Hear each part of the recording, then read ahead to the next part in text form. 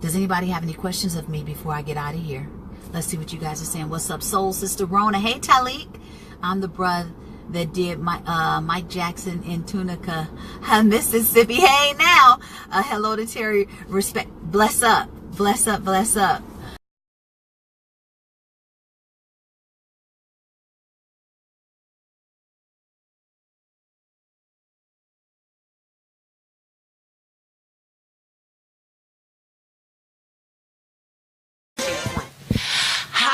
We're in Vogue, and we're happy to be here in Atlantic City. Yes. She's Cindy. I'm Terry. That's Rona. That would be so cool. Oh my gosh. Well, we have a new record, our forthcoming record. The title is Electric Cafe. The first single is Deja Vu, which can be streamed on iTunes and Spotify, Pandora. Yeah. And you can get it at Amazon Music, blah, blah, blah. Yes.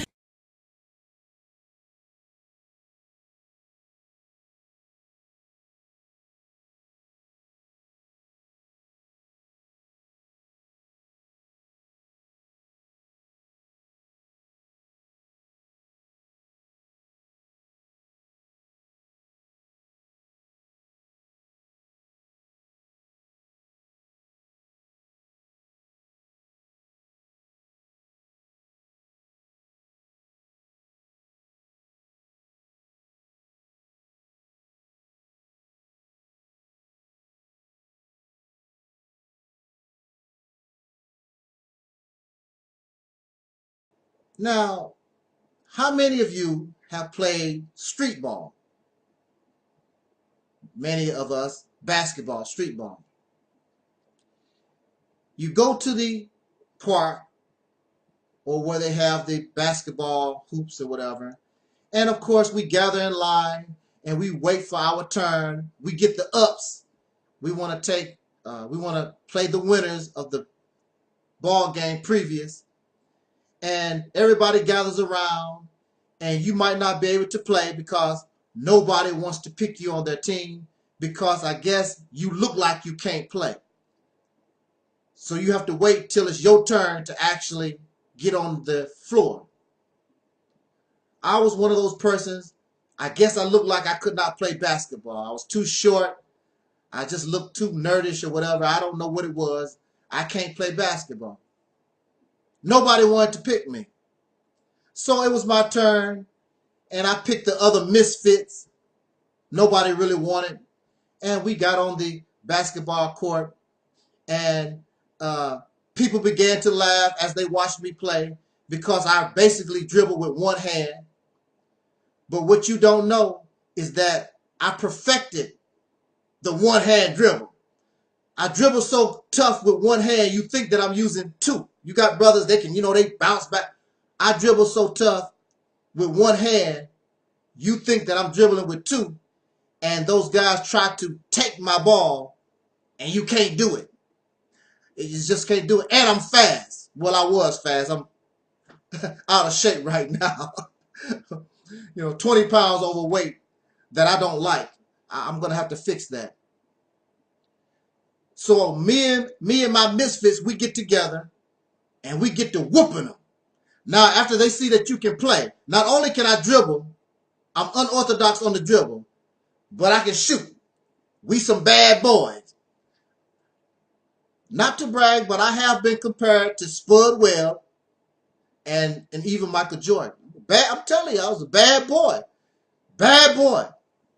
Many people told me I should have played basketball in school and, even to the NBA. I'm telling you, I tear you up. I'm serious.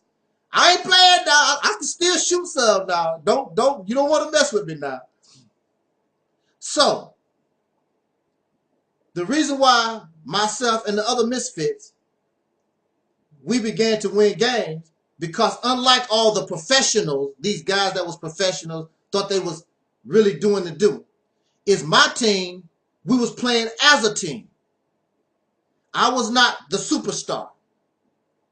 What I basically done, because I'm telling you, I was a bad boy. I draw the attention to me, pass the ball off, and my other team members are the ones who get the winning points. Simple. play as a team. One of my favorite basketball players was, and still is, Michael Jordan. Michael Jordan, when he was a rookie coming to the league, 50 points a game, 70 points against the Celtics one time. He was doing that as a rookie, and I guess he did not understand that if you want an NBA championship, you must play as a team. I don't care if you score 50 points, 70 points a night. It's not going to work because you cannot beat a team by yourself. It takes a team to deal with a team. And when Michael Jordan, I guess he had a long talk with Phil Jackson, because you know Phil Jackson is into that Buddha stuff. He probably gave him some type of psychological story or whatever. Michael Jordan began to play team ball. And when Michael Jordan began to play team, he's still the superstar. Listen, y'all. He's still the superstar. Michael Jordan is Michael Jordan. But Michael Jordan learned how to play team ball. And when he done that, the Bulls began to win championships back to back. He's still the superstar. Michael Jordan is still the superstar till this day. It did not hurt. It did not hurt him playing team ball. He still was the star. So what? This is something that we must understand. Dr. Claude Anderson had made a speech, and I re-edited the speech, and I called it Racism is a Team Sport. And I really enjoyed Dr. Claude Anderson's take on racism. It's a team sport. When you see the neo-Nazis and the Ku Klux Klan and the white nationalists, these are nothing but the players on the floor. You don't really see the puppets. I mean, the ones who pulling the strings. It's a team sport. Just like basketball, you have Michael Jordan on the floor, but you got all these owners and the people of the NBA who don't even play ball. You have people that don't even play the race game. They sitting on the side pulling the strings. It's a team sport. And when you have ism on the end of a word, usually that means or relates to a system. Racism, race system, a system of race, system of a supreme race. And as you know, it's education, entertainment, religion, history, and so forth. It's systems. And it's a team effort from the stupid little guys like the neo-Nazis and the KKK, the white nationalists that's actually on the floor. Then you have those who are behind the scenes. Dr. Neely Fuller Jr. says, if you do not understand racism, you might as well just leave it alone. Because you must understand that it is a team sport. And I can guarantee you this.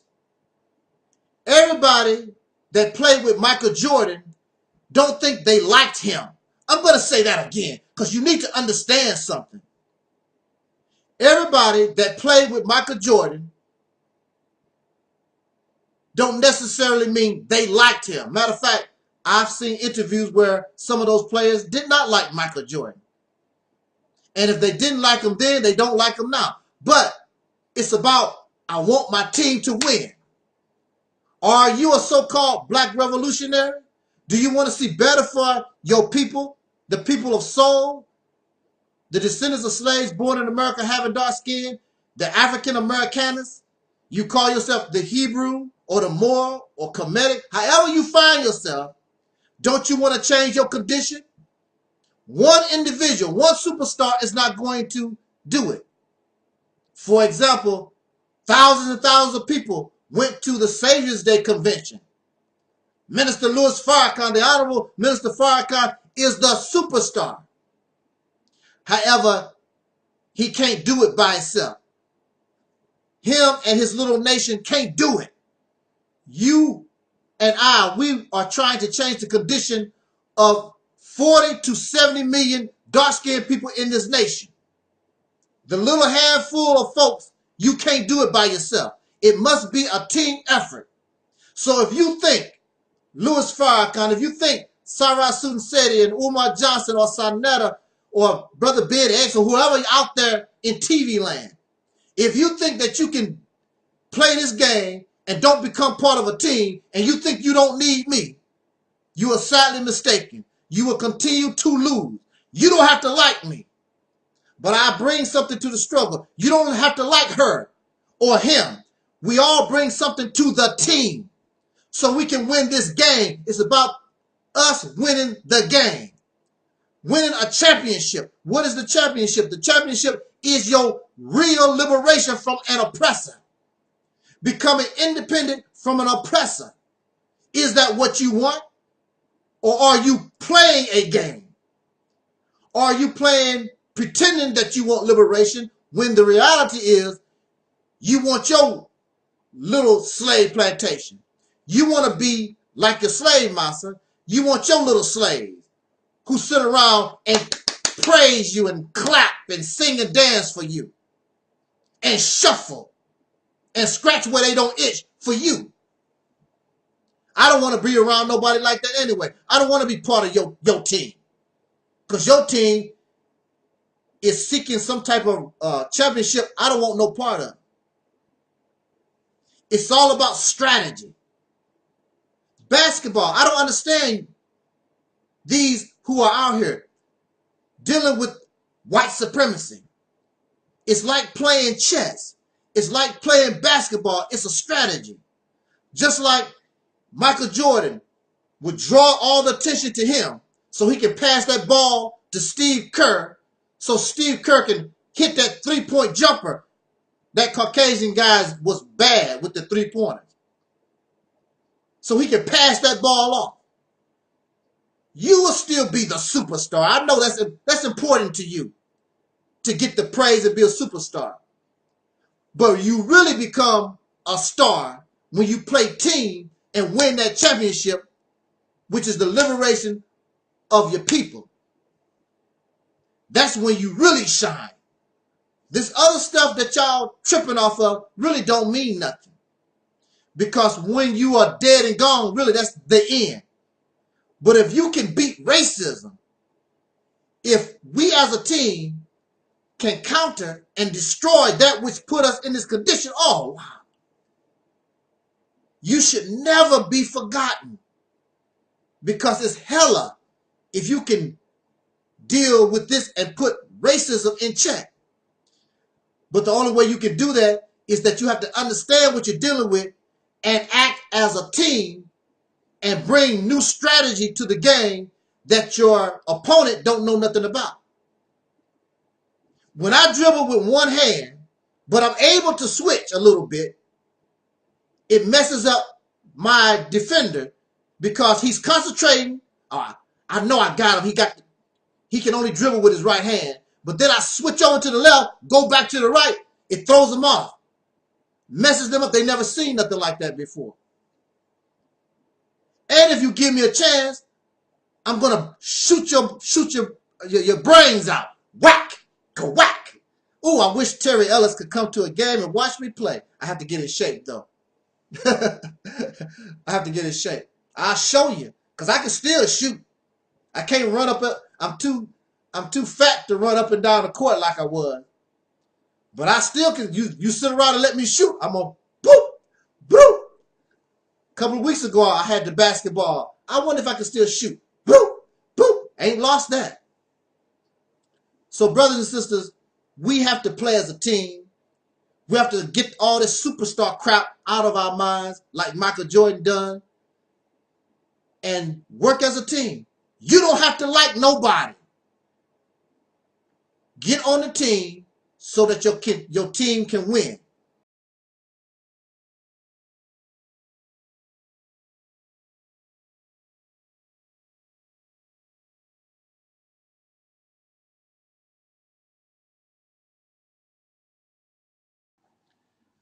I would like just to come before us and share a thought,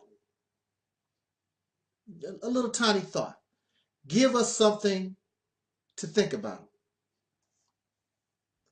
let me begin by giving this scenario. I wonder what was going through the mind of the native people here in the Americas, the native people upon the continent of Africa or South America, the mentality or the mindset of any dark-skinned person on this earth when they first saw the white man. When they saw these pale-skinned, strange-looking, blonde, different smelling. I'm going to try to be respectful. They did not look like them. They did not smell like them. They did not do anything like them. What was going through the mind of those when these boats carrying these strange people first began to come upon their shores? And what is so ironic about this, whether it was the continent of Africa or here or wherever you find dark-skinned people, history tells us, for some reason, not all, but it seems like a vast majority of dark-skinned people, for some reason, embrace the stranger. This is, to me, that's odd behavior. Because even if you approach a stray dog, and that stray dog is inside an old abandoned building or wherever, you are a stranger to this dog. When you begin to approach too close, the dog gives you a warning. The dog is telling you, you strange, I don't know who the hell you are, I don't know what you're about. You need to stay the hell away from me. That's natural. Because you don't know what this person or another animal, what their intent is. But for some reason, please correct me, because I know many of you are historians. You tell me why these dark-skinned people, instead of going, when you get too close to a rattlesnake, that snake, if given a chance, that snake will rattle its tail, warning you, all right, I don't know what you're about. You get too close and it start rattling its tail. You will see a form of caution from many animals when approached by a stranger. Please tell me, why would these dark-skinned persons embrace these strange-looking folks? If you did that to a pride of lions, you would get ate up real quick. They don't care what your intent is. You don't belong here. It was just a small handful of Europeans. They should have been wiped out. Mistake number one. The worst mistake dark-skinned people ever made.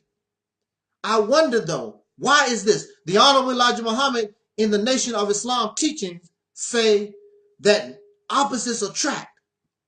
And our ancestors were just attracted to these strange looking people. We being black, they being white. And opposites, as they say, attract. Well, that was a hellified mistake, as you can see. And we are the result of this big mistake. So, little did these dark-skinned people know or comprehend, they did not even understand. When they saw these Europeans get off these boats and come upon this new land, that was going to be the beginning of the end for them. Many of these dark-skinned people, we don't even know they even existed. I was doing a little Google searching, going back and forth, and I came upon this website speaking about the native people of America right here. Don't you know, according to this website, there were over 700 tribes here, and we can barely name 5, 10 at the max. We don't know who they were, but they was here, and now they're gone. It was the beginning of the end. When the European began their trek out of Europe, it was going to be the beginning of the end of a way of life for many dark-skinned persons, or in the least, even to this day, they would go on to influence the culture of other people. So you can go all around the earth, and even though the Caucasian people or the Europeans tried to conquer certain folks, they still have influence in these cultures right now today. So basically, what did the Caucasian people or the European do? They changed our reality. Our reality in the United States is that we don't live on a barter system. You can barter. I have a head of lettuce. You have an apple. I give you some of my lettuce for an apple. You can do that. But in the reality that somebody created, you have to earn some money and pass some paper back and forth. That's our reality. So when the European began his trek onto the lands of dark-skinned people and began to conquer and pillage and murder and rape and rob, it was the changing of our reality. This European even changed time. Time is now based upon the fictional Jesus of their Bible, 2018, when we know even if we went by Kemet or Egypt, time would be at least at the minimum 5,000 some years. But when a new boss, when somebody else come and take over, even on your job, you do things the way they want it done. They don't care about what you done or what you think. They change reality. So you can be working for a company for years and years and years. All of a sudden, it gets bought out. But you are used to the ways of what was done prior. They don't care about what you used to. You can find you another job. This is the way we do things.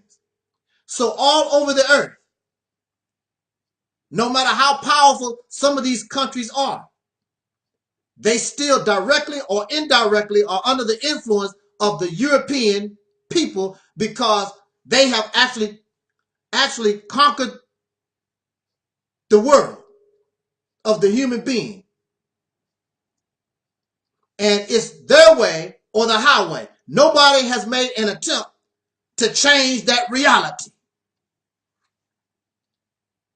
These are some bad, bad people. I see why you are scared of them. They change time and they change reality. You will never be that again. So there are many of you who want to be African. There are many of you who want to be Native American. There are many of you who want to be Kemetic. There are many of you who want to go back to being an ancient Hebrew Israelite or more. That will never happen again. It's over. It's done. That reality has been destroyed. It's over. So I'm studying and watching and listening to the so-called Black conscious community, Black power, Afrocentric, whatever you want to call yourself. And it is a wonderful thing. It's beautiful. You want to build a school. You want to build this type of business. And you want to do this. You want to build your own nation. All that is child's play.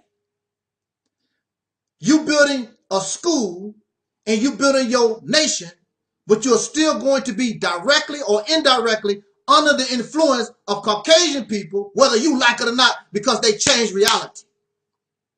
So this is the reality's temple on earth. And my ultimate goal is not to build a school. My ultimate ambition and goal is not to build a nation. My ultimate goal and desire is to do exactly what the European done when they came off the boat. When they changed the reality of dark-skinned people all over this earth, then you should be wanting to change their reality. Get off a boat. And they watch you get off the boat, and they don't know that they are watching the beginning of the end of their reality. The same way they done to one, now it would be done to them. They done it through violence and murder and pillage, lies and deceit. And you and I, we could do it with righteous behavior. But you can't, but you don't want to be righteous. You are just like them. And if you are like them, then you can't be like the Jesus, because the Jesus of the Bible said, be in the world, but not of the world. But you're just like them. So you want to build your nation and your school and everything you do in the confines of their reality instead of the concentration of how am I going to change and destroy the reality that they know of, which would be a benefit not only to us, but also to them. Because this world, this reality that we live in, is detrimental to all involved, including those who created it. It is a detriment, and it is poison to this planet, animal life, the insects, and everything on this planet if we continue to allow their reality to flourish. You think very small, but you think small because we still, whether you holler black power or not, we still have a slave mentality. You're not free. Not even your thinking is free. You can't comprehend how to even begin to take this man out of power, to bring this reality to his knees and destroy it, especially without violence. It's all about the strategy. It's all about being smart. They had superior weapons, but they had heart, and they also was real slick, very smart. They knew how to take advantage of those of whom they were going to change their lives forever. Come and talk to me and get with me when you want to destroy and create a new reality. Because really, I'm not interested in building schools, nation building. No. All that is fine when I create my own reality. But in this reality, we know what the deal is. You will be limited in what you can do because somebody else controls the ceiling. And you can only go so far.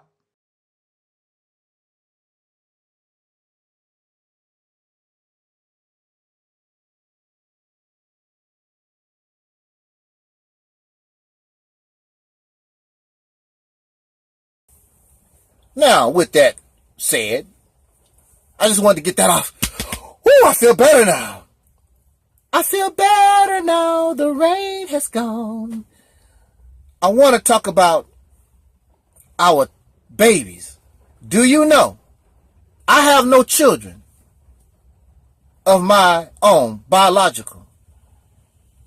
And if for some reason, myself and my beautiful sister Terry, we got together, we could not have children.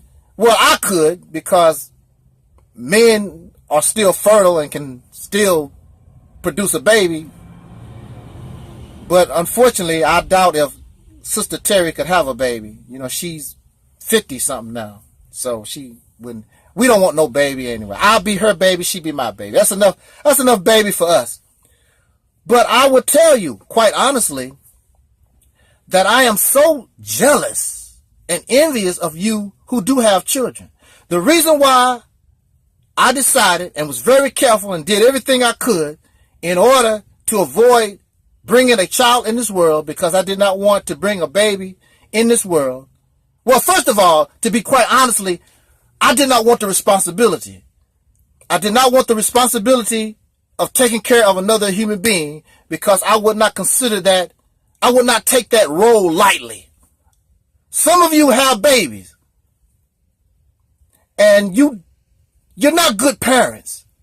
The only thing you basically do is you put a roof over their head, food in their stomach, and that's basically all that you do. That is not being a parent. Any guinea pig can do that. Any bee could do that. Any frog could do that. You refuse to be a parent. And you bring these children into this life, and you do not properly prepare them for this life that you know basically ain't all what it's cut up to be. I know I don't like being here. I don't know what I was doing prior to my birth. I would rather go back, because I don't know what was happening prior to my birth. But I know this life, you have racism, and you have bias against women and pedophilia, and you got so much crap, people stealing and lying on. Matter of fact, I was watching a video on the Advice Show channel, and this brother, I don't know too much about him. You don't even want to call people like this brother, because they steal. They stealing from us, from the soul community. Connell X, or whatever his name is, in Houston, Texas, I believe. Just found out he's been exposed and he's guilty of stealing, thousands and thousands of dollars. He's done some good, and maybe because people were giving him certain donations, and see, our people began to fall in this material trap. That's what's wrong with Umar Johnson. That's what's wrong with Seti, Sonetta, Farrakhan, all these people that y'all love. They are caught up in this trap of materialism. And you don't want to put them, they give you nothing, and you love them because they give you nothing, or they just outright steal from you. And you love them to death. I don't understand that. That's not the behavior of a free-thinking person. Well, you're not free. You don't like to hear it, but I call you slaves. I call us slaves. Only a slave would tolerate such thing. A black power slave, a black Muslim slave, a Hebrew Israelite slave, a Kemetic slave, a bunch of slaves. Feel good, like a crack addict looking for the next high. I wonder what Farrakhan said Savior's Day. You just foam at the mouth. I just love the minister so much, because you don't have nothing in your own mind to think about. So you waiting for somebody to put something there, because you can't put nothing in your own mind yourself. That I might go off into that tantrum Sunday, but I only have a few minutes. I think I have like 7 minutes, because I only want to make a 15-minute video. But I was talking about the children and raising children. I take that very seriously. And the reason why I bring this up is because I took some of my grand relatives, a night on the town. It was their night. Whatever they wanted to do, I just paid the bill. They did everything they could think of. They had a lot of fun, and they had fun with their uncle. And I do love children. I like children. And, but I do not, it's good to have the children, and then I give them to their parents. Unfortunately, many of you, again, are not good parents. And then there are some of you who are good parents, but because you live in this mud hole, because you live in this damn urinal, this pig pen, no matter how good of a parent you are, your children are influenced by SHIT. Because this is what you live in. So no matter what you do, no matter how good of a parent, your children are going to be influenced by the crack, by the heroin, by the stripping, by the pornography, by all the filth of this world. That's why you don't need to be here. That's why you should have as an option, not for yourself, but you should be looking to get our children up out of this filth, out of this toilet bowl. But I was just looking at my grand relatives, and they need that connection. We are social beings, and we need that connection. Children need that connection to adults.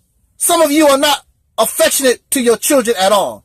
You sit them in front of a TV, you give them an iPhone, something to play with, some kind of plastic, some kind of machine, when they should be touching and feeling and caressing.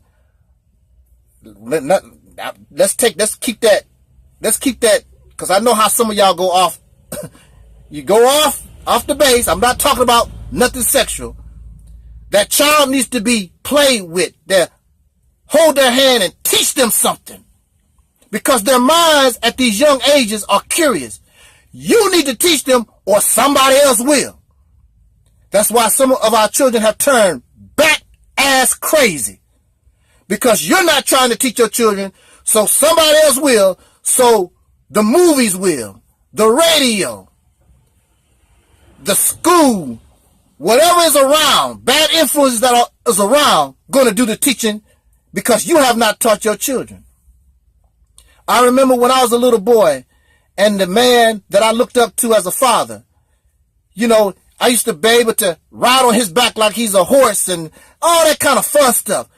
Children need that. They need the connection to their parents. They need the connection to their relatives. They need a connection.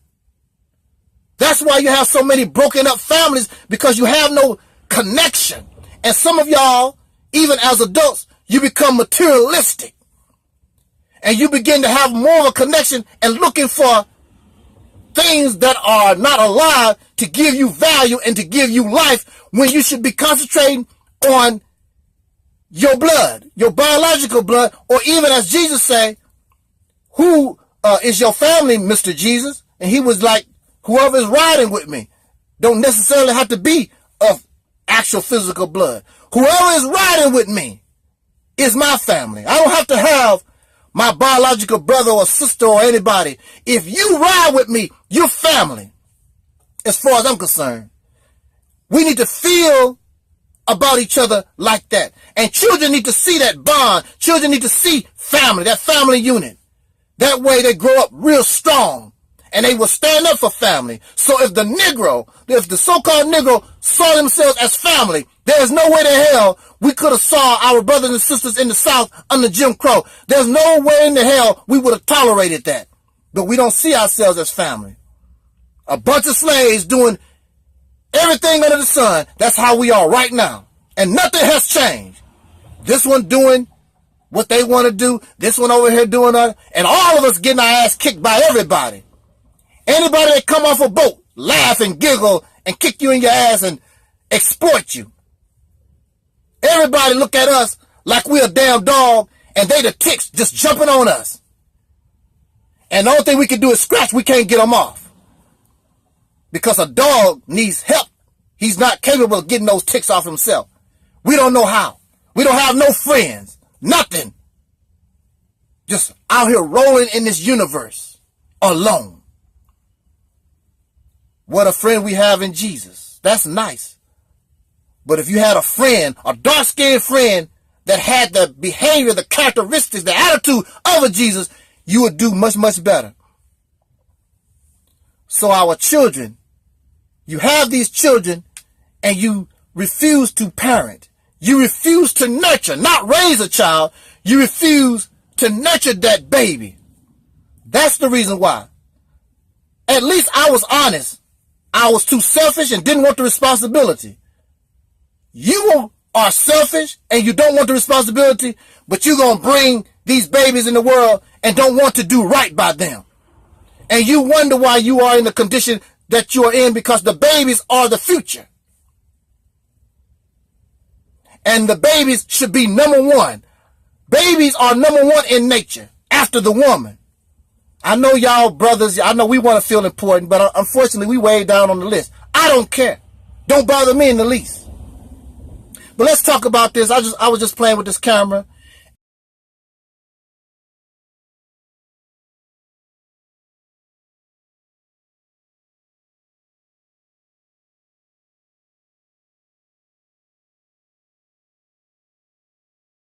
So, brother, you are all worked up. What you worked up about? What is grinding? Woo! Grinding your gears. Well, what is grinding my gears is that I have faceless people. I'm not going to say faceless trolls, where there is certain troll type of faceless people out there that mess with me. But I don't give them any attention, and I guess they just go away. Because I will interact with anyone. But when you start being silly, want to start calling these corny, childish names and all this type of thing, and you're not saying nothing, I give you your time. You're losing the argument, as always. Then you turn to other crap, start name calling and other mess, because you're not solid on your position. If I was not solid on my position, if I was not solid on my foundation, I would not have this channel. When you come here, I am going to defend my commentary. I'm going to defend this ministry to the best of my ability. If I thought it was weak, if I thought it did not have any type of substance, I would not be here, because it's a losing proposition to be here, and anybody can come to your channel or to your house and they grind you up in your own house. It's not going to happen here. It's not going to happen. What I present from this ministry is well thought out, and it is based in my own self-thought, being able to analyze information. My teacher being nature itself, understanding nature itself and the balance of nature, the reality that I was born into, using common sense, reason, logic, and being able to analyze that and looking deep inside my own consciousness in order to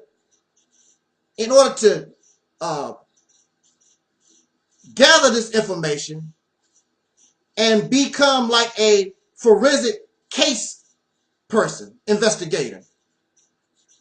I have no interest in being a scholar, because the information itself needs to be investigated. It needs to be more thoroughly examined.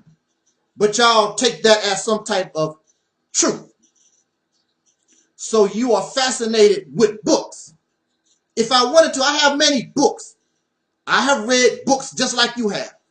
In fact, I come from the same place you come from. I was a believer in God. I was a Christian as a child, and then I was converted to Islam.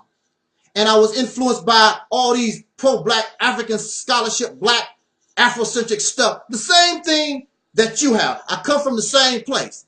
The only difference is I have never allowed myself to become loyal to any form of thought. I have never and refused to allow my mind to be rigid in thought, always flexible. I question everything, including my own. You think that before I present anything to you that I did not question it myself? Everything must be questioned. Everything must be examined. So I could have books and DVDs and all kinds of stuff in my background if I want. For what? What is a book? What is this documentation I never present to you? These books and these sciences and all this stuff that y'all talking about is the thought of another man. It's coming from another man's point of view. You make no attempt to research and do nothing on your own. So you have to say, well, in this book, in that book, so-and-so said, she said, he said, because nothing is coming from your own mind. Adolf Hitler and the Nazis created books, sciences, and mathematics to support their agenda. So since you believe in books and everything somebody put in a book is right, then you should also agree with Adolf Hitler that the Caucasian people are the superior race. If not, then you are a hypocrite, because what you telling me is everything that's documented and put in a book is right, and you should not have to examine the information. You should not have to analyze the information because you trust the mindset of those who wrote the book. And even your Quran and your Bible and all these books, God did not write nothing. Jesus did not write nothing. All these was books and information presented by men who have flaw, men who have error, who have an agenda that is questionable. So I have all these persons, not a lot, but especially faceless folks. Those who those who do show their faces basically are silent as far as in making any reference to me. Because they know they don't want to get that dialogue going. They have a platform they have to protect. They don't want to give me no more promotion than I'm already getting. And as far as YouTube is concerned, that's very little. That's the number one reason many of these people won't have nothing to do with me, because they believe I would take from their platform, or I would shame them and blow their whole arguments out of the water. People do what they do for a reason. But they will argue and debate those who they think they can handle. They know they can't handle this because this temple is real. And they are not. This temple represents liberation. I'm not going to spend 3 or 4 hours talking about the damn flat earth or the Black Panther movie or all this other nonsense. This channel is about liberation from an oppressor once and for all. And I have never known a people that sit around and argue, is the earth flat or is it round? I have never seen nobody become liberated arguing over such nonsense, over such trivial, dumbass issues and topics. These men claim to be gods and warriors, and they run around mad because some woman won't allow them to get in their panties. I want my freedom before some damn panties. I want my freedom before anything. There's no pair of panties or a car or a house or a basketball game. Nothing is more important than the liberation from an oppressor. Just like Malcolm said, by any means necessary. Use your brain, create your strategy. But you have no vision, you have no creativity, and you want to get angry at those who are not on your damn plantation with your slave master. You're on a plantation with your slave master because these thoughts that you bring in me don't come from yourself. It comes from what you read in a book, what somebody told you. Nothing is coming from your own mind. Because I guarantee you, if you really begin to think and look into yourself, you and I won't have no problem. So I challenge even the faceless people. I'm not going to allow you to disrespect this platform, but you're welcome anytime. And we can set a debate up. And you can challenge nature. Since my teacher is nature and you want to laugh. But every day you get up, you're surrounded by nature. You can't exist without nature. Any other nonsense that you have don't mean nothing. Because nature is life and nature is death. And you're going to live and you're going to die. Argue that point. Show me that you're not going to die. You are going to live within the realm of reality, whether you like it or not. And when you live outside of reality, it's called insanity, delusions, and fabrication. And many of you have gone insane. And an insane person certainly cannot liberate themselves. And it's thousands of you with this mentality. Are you liberated? No. The only thing you can do is say, well, things take time. Things take time. Things take time. Of course, because you crazy. And you'll never liberate yourself. My brother Alquan had a problem with me. Alquan came and talked to me in person. And we spoke. Haven't had a problem since. If you are that, I try to present things as simple as possible. But if you cannot handle that, come and let's talk on my channel right here. Come and talk to me in person. So if I have to break it down all the way to the atom, then I have to do that. If you sincerely wish to understand where I'm coming from. There are many of you, no matter how many books you present, how many DVDs and evidence, no matter what you present, you're going to believe what you believe anyway. You're looking for something that you can disagree with anyway. So your heart is not sincere from the beginning. I am listening to you. I have heard and I know what you're talking about. I'm not stupid. You're not bringing nothing to me new. I understand that. I'm telling you that it is filled with error. It is filled with flaw. It don't make sense. And if it don't make sense, it's not true. And I stand on real truth here. I don't care nothing about all this feel-good crap that y'all got. Then you want to talk about the Christian church. Jesus makes people feel good. And you want to talk about them. But when something makes you feel good and somebody shoots down what makes you feel good, now you got a problem. But you go around shooting what makes other people feel good. Y'all a bunch of hypocrites and you're fake. And you're a bunch of cowards. I want to be put on blast. There are many people out in YouTube land. They want to see me put on blast. They want somebody to come in here and shut me down. Make me silent. Make me look stupid. They waiting for that. Give it to them. I want to see it. Because if you can do that, you open my eyes. Wow. I can see clearly now. The rain has gone. Thank you. I will shake your hand. Thank you, brother. Thank you, sister, for causing me to really see the light. But you're not going to be able to do that. Because I know what you're talking about. I know you. You don't know me. You don't know where I'm coming from. So you have the problem.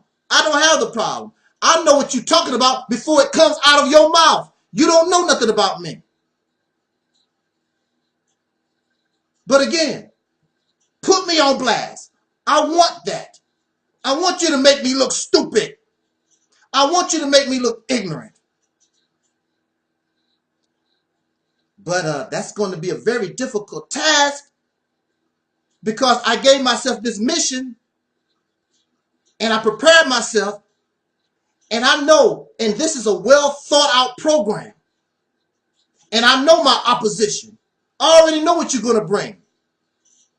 And it's not well thought out. It's filled with error and flaw and does not make sense.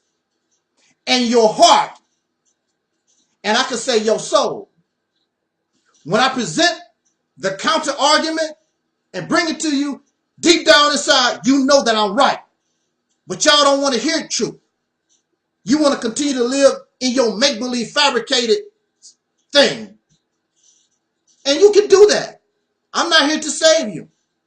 But when you come to this platform, I'm going to defend you.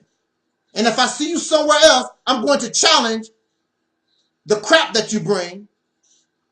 Because I don't want other people that may be new to what's going on. I don't want them to see or make them believe that what you're talking about is correct. And it's the gospel truth, because it's not. If so, again, put me on blast. I want to be put on blast. Show me. Show me the error of my ways. And unlike you, I'm sincere. Teach me. Teach me. I want to be taught. But I know what you already know. I already know that. I've been through it. You're not bringing and saying nothing to me new. I've liberated my mind from that stuff. It's not taking you nowhere. It means nothing. Thousands of you believe that type of way. And you have done nothing. You have accomplished nothing. That's why you keep talking about Malcolm and Marcus Garvey and Harriet Tubman, because you, with all your knowledge and understanding, can't do a damn thing. Why is that?